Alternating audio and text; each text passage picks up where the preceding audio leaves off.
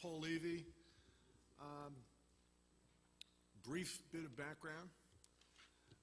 I run a firm in New York City which is in the leverage buyout business, which has been much in the press lately. It's also called private equity. So I tell you that if it is a useful source of a question later on, I'd be happy to handle any of them. The other thing is I've been in the business now since 1983, and I had the exciting experience of working at Drexel Burnham from 1983 to 88. And Drexel is a much maligned, or was a much maligned institution when it was alive. And I think my experience there has really informed a lot of what I've done since then. So again, if that's a good basis for questions, I'd be happy to handle some. Let me start by saying that I don't have any idea what most of the people were talking about today. And I congratulate them on their erudition, but it was way over my head. In trying to figure out what's gone on in this crisis, I've sort of come at it from two directions. One is try to construct some sort of sense of a moral framework in which this thing played out, and another just a couple of insights into the kind of activity on a regulatory or governmental basis that might have contributed to it. And this is not the last bubble. It may be the last bubble I lived through. There are students here who will probably be living through another one. And it brings to mind an article that was in the Journal this past week about the Nobel Prize. And somebody was lamenting the fact that the Nobel Peace Prize has become a prize that is given to people who really haven't done much for peace in many instances. In many instances they have. And they talked about the prize that was given to Frank Kellogg, who was the American Secretary of State in 1928 when the Kellogg-Briand Treaty was entered into. That was the treaty, as you may know, which was the treaty which outlawed law as an instrument of national policy, quote unquote. The first three signers were Italy, Japan, and Germany. And by 1931, Japan had invaded Manchuria. In 1935, Italy had invaded Abyssinia, which is Ethiopia. And by 1939, of course, we know that Germany had invaded Poland to start World War II. The Nobel Prize was not given to Winston Churchill, who rallied the West from an abject state of depression and near defeat. It was not given to FDR for what he did in America in fighting the Depression or in rallying, again, America to help save Europe. Nor was it given to Charles de Gaulle, who held out to the very end and asserted the great liberty and power of the French spirit. So you got to wonder who the prize goes to. Memories are short and bubbles repeat themselves. And so what I've been thinking about is, how does this happen? And the only thing I can think about, putting aside some of the arcane analyses of regulation and bank theory and things of that nature, let alone Rosa Luxemburg, is you really got to look at this on an atomistic basis. Every day, banks don't get out of bed and go work at a bank. People get out of bed and go to a bank. People get out of bed and they go and they work at an investment bank. They work at a buyout shop like mine. All across America, in many different ways, that's what people do. They do something. And so the question is, who are the people that go and do this? And what is their training? And why are they doing the things they're doing? And, fortunately, we live in a society where people generally do awfully good things. People are law-abiding for the most part. People care about their communities. People are good to their families, and they do a lot of wonderful things. It so happens, though, that we have this recurring problem in the financial area. You don't read about terrible corruption cases or bubbles in big, good law firms and universities, you name it. It seems to keep happening in the financial arena. And one of the things that I've sort of come back to is the people that get there aren't particularly well trained, and they are increasingly good at arcane elements of finance and not particularly well trained in the humanities. And this is a subject that I'm close to. I was not an MBA. I was a JD. I wound up going into business. And I have one brief story that I remember vividly from like 1985. I had a French-born neighbor who was a very successful person who died in 1985, and he had a terrific collection of French literature. And I used to go over there once in a while and talk to him, and I speak French. I lived a year in France, and I would read his books and just take them off the shelf and look at them. He was always encouraging me. So he passed away, and his wife called me, and she said, "Would you like to buy his collection?" And I said, "Sure, I'd love to buy his collection." And so I bought the collection, and I got an original edition of Proust, In Search of Time Past. And I went to work the next day, and I said to one of my office colleagues, he said, "How was your weekend?" I said, "Oh my God, it was great. I actually bought an original edition of Proust." He, of course, went to Harvard Business School and some other fancy place, and he said, "Who's Proust?" I said, "You gotta be kidding me." So I figured I was onto something. So I walked down the end of the hall. I walked into this other guy's office. His name was Doug. I said, "Doug, how are you? How was your weekend?" Seeing if I could get him to ask me about mine. And he told me, and he said, "How was yours?" I said, "It was great." Same story, Harvard Business School. He didn't know who Proust was. And it's a small example, but that's over 20 years ago.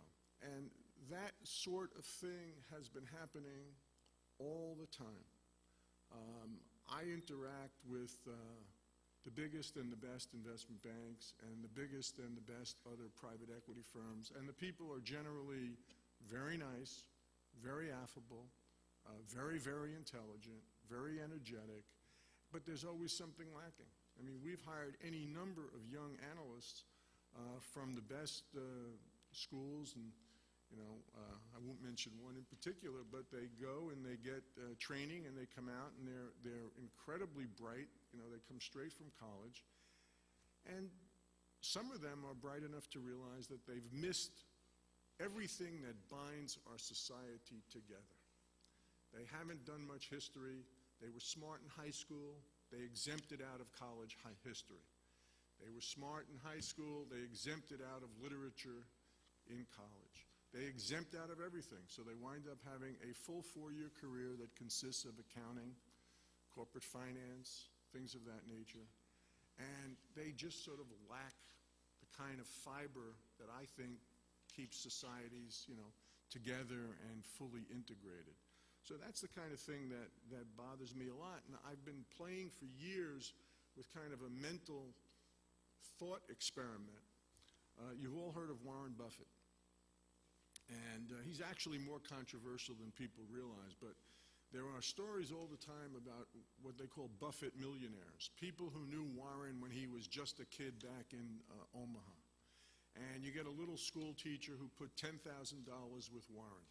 And you get a professor of physics who's at some university somewhere, and he put $10,000 with Warren. The years go by quickly, and all of a sudden, Warren's doing incredibly well, and the $10,000 turns out to be $200,000, 20 times their money. But they hold on. And then the $200,000 in no time becomes $1 million. But they hold on. And then the million becomes 50 million from 10,000. And they hold on. And then it goes to $100 million. And they hold on. They're old, they die, they leave it in their estate to some charity. So think about what was going on in the mentality of the person who never sold. I think about that all the time because you sort of say, why didn't they sell? Because the $10,000 probably represented significant money to them when they gave it to Warren. And therefore the million, the 10 million, the 50 million, the 100 million also represented significant money. But they didn't sell.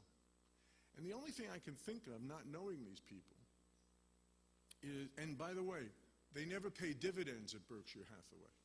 So it wasn't as though it became a source of current income. It was just an asset.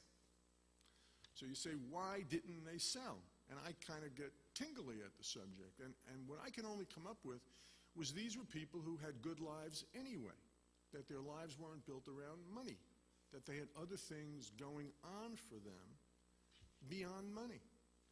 And, you know, there's an old expression that the rich person is the one who's happy with what he has, right? And these people were profoundly rich on both levels, you know, both the philosophical level and the fact that it was in the bank, but they didn't need it. So it makes you think about, you know, what kind of value structures are brought every day when people get out of bed and go to work at these fancy institutions on Wall Street. And it's something that I just keep thinking about. So, you know, things don't happen all at once, and it's little tiny steps. And, you know, one of the things, again, it's nice to be saying this, at least for me, at a Bard, where it's a school really substantially devoted to the study of the humanities and the liberal arts, that we need much more of it. And for those of us who have an opportunity to influence education somewhere or anywhere, it's something that I would suggest that people try to bring to it. The other thing is, I really don't think, there really hasn't been a prosecution that I can think of so far in this whole debacle. There's nothing. You know, nobody of importance at an important institution has been prosecuted for anything. And I don't think necessarily that that's a result of prosecutorial lassitude or oversight. I think there might not have been a lot of crimes committed. Maybe there were and we haven't seen them. I'm sure there are prosecutors out there who are working diligently to make their mark. But so far, we really haven't found it, all right? And what does that mean? It means that people sort of deviate from the line a little bit at a time, and I don't think they bring particularly criminal intent to any of their activities. But if you don't have good values, permit the little pun here, but you're not going to be good at figuring out value. Because if you'll do anything for money, because you have no values, all right, you're going to lose track of what things are really worth. Which leads me to another more concrete comment. You know, what happened in the buyout industry? I know people you may have some interest in that area, but you basically had these very good firms that were growing by leaps and bounds. You take the top leverage buyout firms in America, they probably had $200 or $300 billion under management. It's an enormous amount of money concentrated in a few hands. And I don't think that's necessarily bad. But what happened was that the fee structures were such that they were making more money from the fees that they would get for managing the money, investing the money, and for the deals they were doing, than what most of us would consider to be a fortune to be earned in a lifetime. So they were making more money from just having control of the assets, that they didn't have to worry about making profits from the assets when they were invested.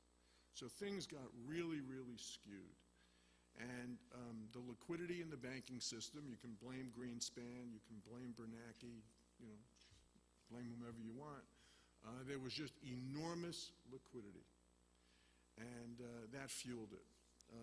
The other point I just wanted to make on the regulatory front, I'm not a big defender of all of the subprime activity, but you have to realize that some of the newspaper accounts of what happened were actually accurate in that the Community Reinvestment Act, which was an act that was passed by Congress, it went through Republican and Democratic administrations. There was not that much resistance to this. There was some here and there, but all told, everybody was in favor of increasing home ownership in America.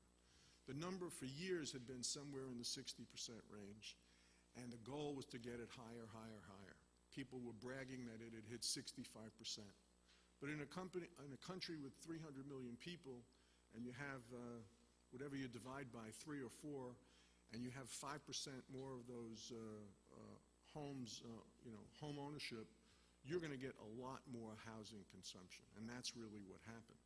And because of an historical redlining activity where banks stayed out of dangerous neighborhoods, the politicians overreacted, and they forced these banks to lend to people who had inferior credits. I mean, for those of us who are in the range of my age, it was a religious tenet. You want to buy a house, you put up 20%. There was no discussion. That's what you had to save. That went by the by. So you had significant purchases of homes without a sensible down payment. Without a down payment, nobody had a stake in the outcome. Nobody had a stake in maintaining the home. And people walked when they could no longer afford even the most minimal of interest. And so who do you blame? Do you blame the consumer for doing that? Do you blame the government for pushing home ownership? I don't really know. But if you want to know what really fueled it, and the buyout industry at its worst may have put to work $500 billion of money inefficiently, and will lose maybe a large amount of that. But the housing industry, we're talking about a couple of $1 trillion, so it's a whole different order of magnitude. Plus, most of the debts that were farmed out and became the cascading pyramid of problems were the ones that related to the housing loans, to the subprime loans. So that's the other thing. My last point is on regulation. I do not know what to do. I'm not particularly tuned into all of the intricacies of regulations. But I would suggest to people like Tom that they keep two thoughts in mind. Thought number one is, if I buy a stock, if I decide to take a risk, a financial risk, and we want people to do that in America, it is absolutely, I think, overall in our collective interest. But if I take a risk and I make a mistake, I and I alone should suffer for that risk.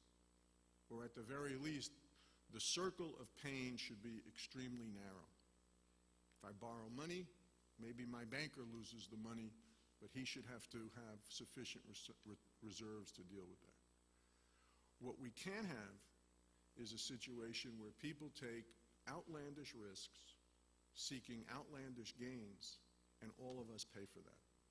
I think we all would agree that it's okay. You want to take a shot, take it, you lose the money, go home.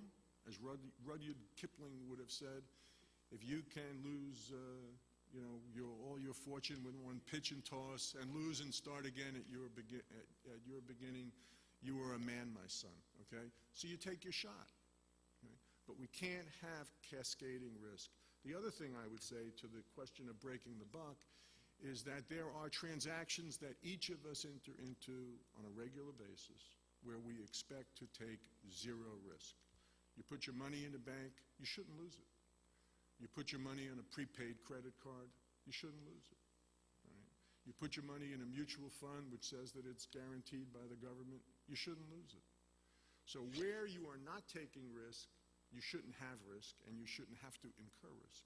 Where you are taking risk, you should have the consequences of that risk, but it shouldn't be borne by society at large. And that's where I think the regulation should go. So those are my thoughts, and I appreciate it, and I hope everybody had a good day.